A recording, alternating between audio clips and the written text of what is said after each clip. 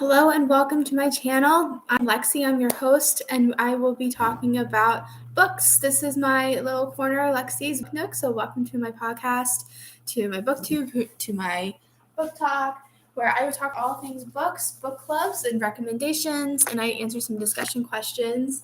I do have a podcast on Spotify called Lexi's Book Nook, Lexies Book Nook. That's found on Spotify. If you are a member on Patreon, you can also join Lexi's Book Nook on Patreon for $3 a month, where you can see my book nook, see my face, see the cover of the book, and get more information about the book reviews. So today I'll be talking about The Midnight Library. And for all my wonderful people on BookTube and Book Talk, here is the book cover. And it shows a bunch of little windows and little pictures. And I will go over more about why I think this cover looks like this. I was recommended to give this to a friend for her birthday. She asked for it, and I heard a lot of hype about it, mostly on this app called Likewise. It's an app that follows all your favorite movies, TV shows, books, and podcasts. And when you sign up, you will select some of your favorite movies, TV shows, books, about 20 of them. And every day it'll come up with a different algorithm based on your likes and dislikes on some of the things that you may like. So if you, for example, read The Midnight Library and you love it, you're just going to put a tap to the thumbs up mark, and it will tell you more recommendations based on what you've liked. It was come up with another slide that'll say, since you've liked The Midnight Library, here are some other books that you might like, or if things that you dislike, and they'll never show you that again. I love the app, and I find a lot of TV recommendations and a lot of books, so I have a very large TBR list. For those who are new to the book lingo, that is to be read, and The Midnight Library just happened to be on that list. And so when my friend asked for it for her birthday, I'm like, this is the chance. I'm going to read it before I have to give it to her. And this episode is actually being broadcasted right before she visits me. So she's visiting me tomorrow on Saturday. So I want to send out this episode first before she might possibly see it on accident.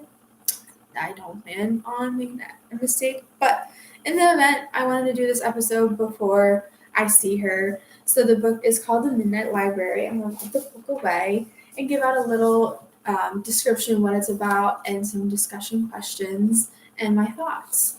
And I do have a little script so I don't go too wayward. I'm not very good with on-the-spot thinking. So the book, The Midnight Library, is about this probably in her 20s to 30s girl named Nora. She has found herself depressed, lonely, and in a life she has many regrets. So she decides to take matters into her own hands by overdosing on her antidepressants. However, between life and death is a library. The Midnight Library is where time stands still at midnight. Here Nora can choose a new life. The books in the library allow her to live as if she did things differently. But what is the best life? How do you decide? Deeply moving, beautifully written, and philosophical, this book is very hard to put down. And this is my summary. I did not copy this anywhere. I might have gotten some ideas, but I don't plagiarize. And this is exactly how I would describe this book summary. So I'm going to go into some questions. I usually go through books and then I think of 3 to 5 questions that I want to discuss on my podcast, BookTube, and maybe not Book Talk, but we'll see. I'm still getting used to TikTok. But for this book, I came up with 5 questions. Why do you think it was so important for Nora to enter a library? For me, that library resembled limbo. Not quite heaven or hell, but I think Nora wasn't 100% positive that she wanted to die.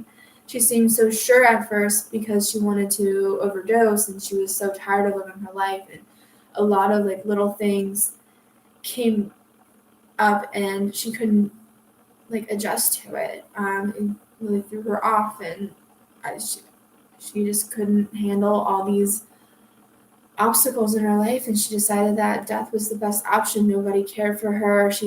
Nobody needed her. But I don't think she really wanted to die because she was still wondering what is left for her.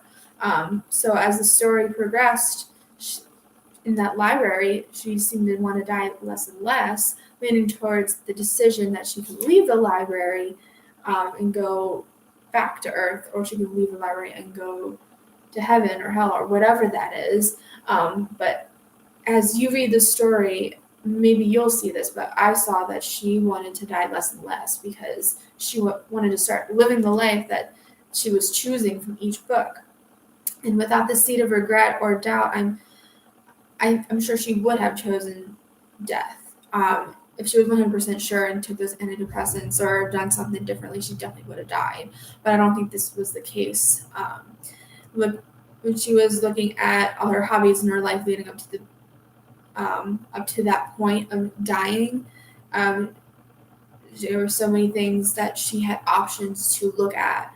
Like, for example, she worked hard at learning how to play the piano by herself to the point that she joined a band. So there's opportunity there. Becoming a well-talented, almost Olympic swimmer, that takes a lot of hard work, that puts a lot of effort, that takes a lot of caring to put into that successful endeavors to go into a band, to be a swimmer.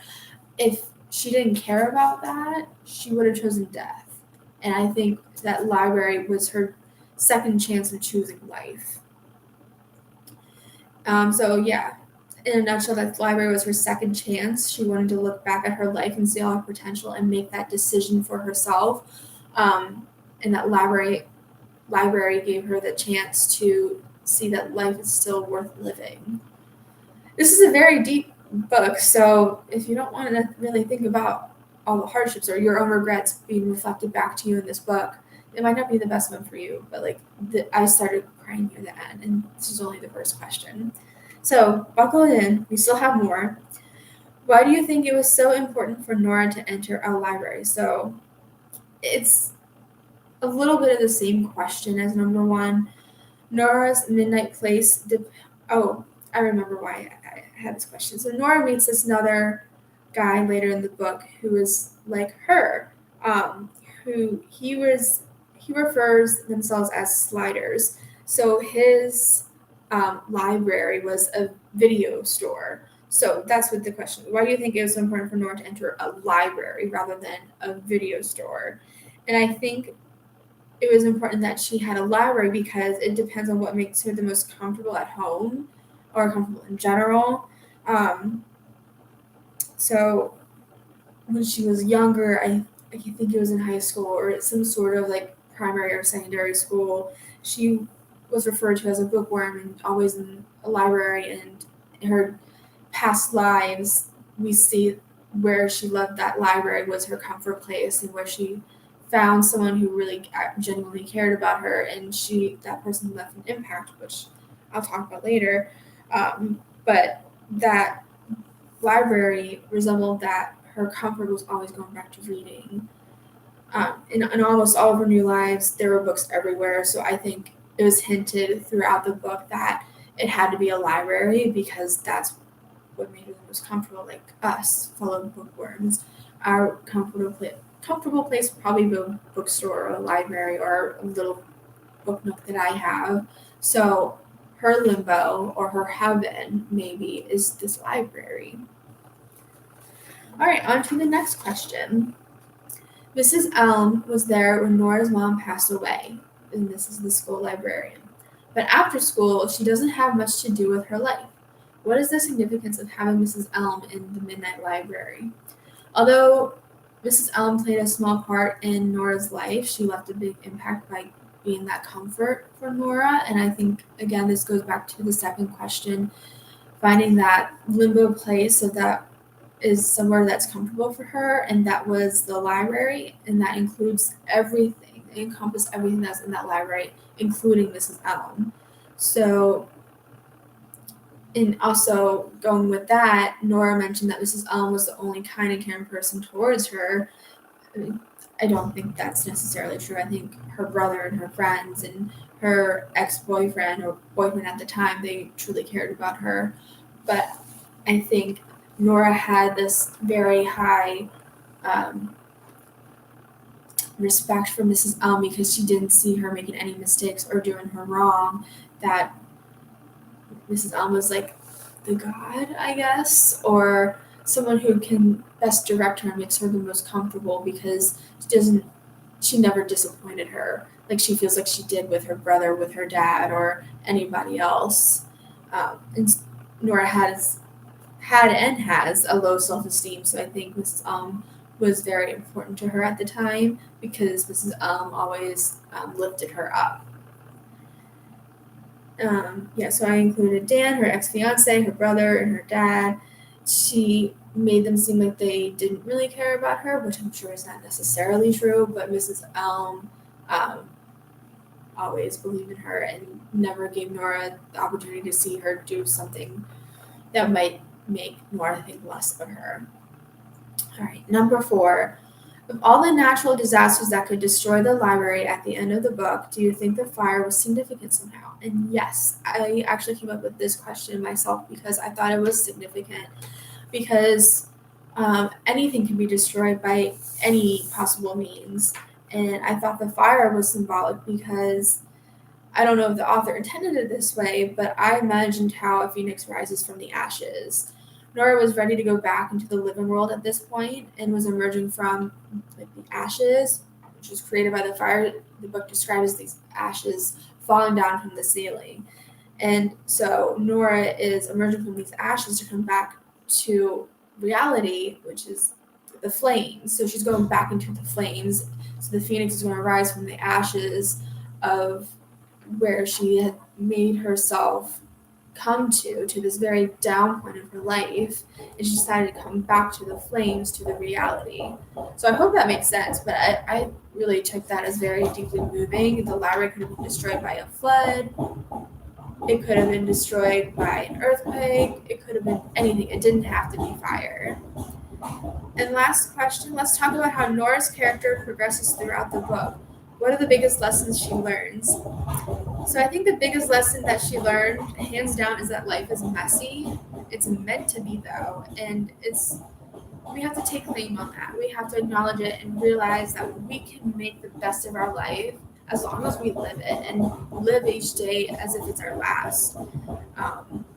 But it's also meant to her to make her own decisions and not think about what would my brother want me to do, what would my dad want me to do, what would my ex-fiance want me to do. But she has to think about solely herself. And now that we've gone through all the questions, I'm going to go through my thoughts. Before gifting this book to my friend, I finally decided to read it. It hit me really hard in emotions. I find myself like Nora. I suffer from mental health issues, and I'm not afraid to talk about it because I feel like talking makes me feel better, and finding people who also have mixed anxiety and depression, because I find a community and people are understanding and very sympathetic. But in addition to that, I felt as if my life is full of regrets and mistakes with similar life experiences. I had very similar life experiences, such as I am still a competitive swimmer. What if I chose to swim for the club where Michael Phelps and Katie Ledecky started their Olympic career? Because I was born and raised in Maryland, and they swam for Greater Baltimore Aquatic Centers, and I had the opportunity to swim there when I was younger. I could have put the bug in my parents' ears, or they could have put me into that club. So what would have happened if I chose to swim under Bob Bowman, for example, who is their coach? What if I decided to continue playing my flute? I started in 4th grade up until college. What if I continue playing as an adult right now, for a church, for a symphony? At one point, I thought it'd be really cool to play flute in a symphonic band for musicals, for plays, Broadway, for video games. I thought it would be a really cool job. I always had that in the back of my head when I was in high school. What if I could make this into a career or a hobby but at a bigger level? What if after my back surgery, I never stopped playing guitar? When I was 12, I got spinal fusion because I had a really severe case of scoliosis. So I have 2 metal rods on my back, and I was out of school for at least a month. And I had a tutor who would come over, and while I was out of swimming in school, she taught me how to play the guitar. And I always thought, what if I were to continue it? And I still think maybe I should teach myself how to play guitar and play on TikTok. What if I continue playing? what if my childhood career, like Nora, who wanted to be a glaciologist, what if I actually pursue my childhood career to be an animal psychologist? What if instead of pursuing a nutrition degree and registered dietitian, what if I chose my second choice major, and that was environmental science? So all these what ifs, like they were different strands of life. So what if I had a different life? What would my life look like right now? So it really hit me in a lot of different emotions. She also called off her wedding with her boyfriend at the time. I called off my wedding 6 months before the wedding date. I mean, all these things lined up, and it was very hard for me to read it because, like, oh my gosh, this is me. Like, all these regrets and all these, like, what ifs, like, made me think again, like, what if I did this? What if I did that? And Nora's thinking the same way. So it's so heartbreaking to see this, like, my life reflected in another person, because I wouldn't wish my life on another person. But it makes the book even more magical because it's so rare to find a character that's so much like you, and it makes you love that person even more, that character, the fictional character. So I loved the book. I absolutely loved it. So after hearing all these questions and my thoughts, I want to hear from you. So please comment, subscribe to my booktube, to my book talk. On TikTok, I am Arnie_Lexie, Lexie, or check out my podcast, Lexi's Book Nook, on Spotify, or join my Patreon page for $3 a month to check out my book nook. You won't hear this sound ever again. I'm going to check out what this is. You'll see my face, check out the book covers, you can see what I'm reading. So it's just a little bit more of a benefit than just listening on Spotify. But let me know what you think about the book. You can also find my contact information on my website, lexi'sbooknook.com.